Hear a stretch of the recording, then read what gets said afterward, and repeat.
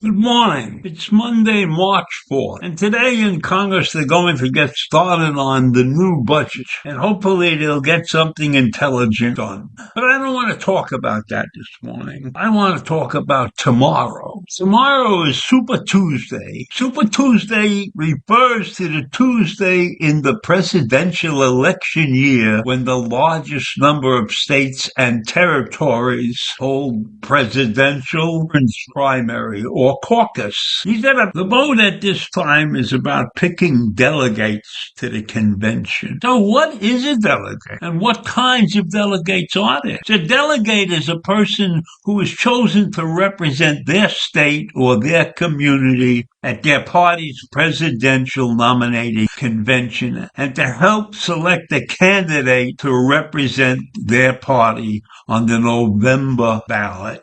And these people are usually early supporters of a candidate of some kind, or their party activists, or their political leaders. People who are going to decide which candidate their parties stand for on that particular day. And the delegates fall into categories, and depending upon the party, they go by different names. The Democratic Party has pledged and unpledged delegates.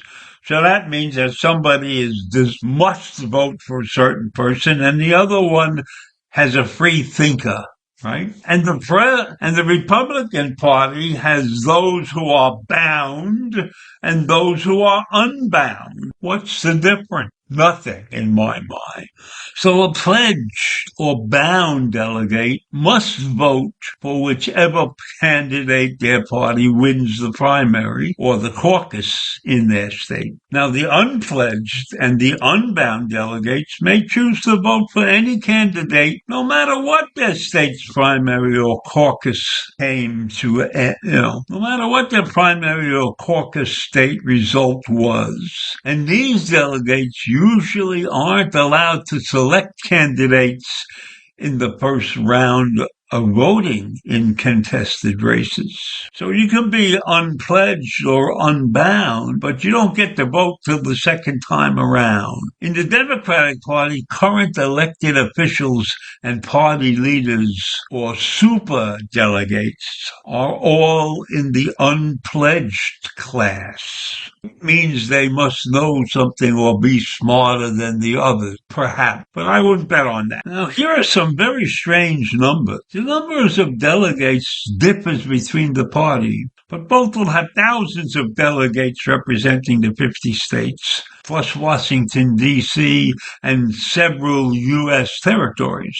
And the Republican Party expects about 2,429 delegates for their national convention, which is taking place in Milwaukee. And there will be 4,600 delegates at the Democratic National Convention, which is going to be held in August in Chicago. But those numbers don't make sense when you hear these numbers. The Democratic candidate must have 1,969 votes to win, and the Republican candidate must have around 1,215 votes to win. Now, that doesn't make any sense based upon the numbers that I'm seeing here. But that's what it is, and that's the way our country is. Very confusing. Now, what happens later on in the cycle, each state has a number of delegates who are required to vote based for the president. The president is not really elected by the majority of the people. The people vote, and then based upon the volume of voting that takes place in each state, the delegates are then assigned candidates, so to speak. Now, the real action takes place at the Democratic and Republican national conventions.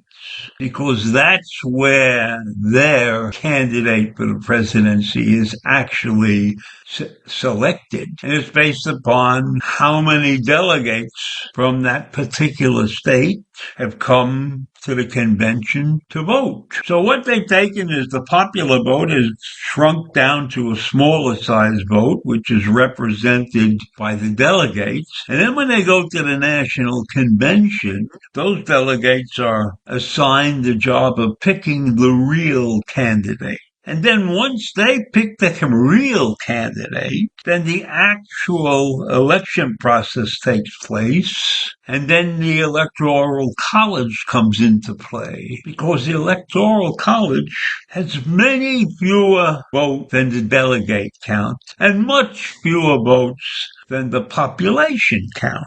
And as we all know, in the distribution of the electoral votes, with the exception of two voting entities, I think one of them is Maine, and I'm not sure which the other one is, but the winner in that particular state gets all the vote, whereas in my mind it might be better if the votes were apportioned by the percentage of people who voted for each candidate. So if we were doing it that way, I think you would get a fairer representation of how the nation thinks. Because you can have a state which has many electoral votes and he wins or she wins that state by a small margin and gets all the votes. Under our system, you don't have to have a majority to win the presidency. You just have to win the states with the most electoral votes. And we know what happened with President Trump. He did not win the popular vote that year, but he won the electoral votes because in Michigan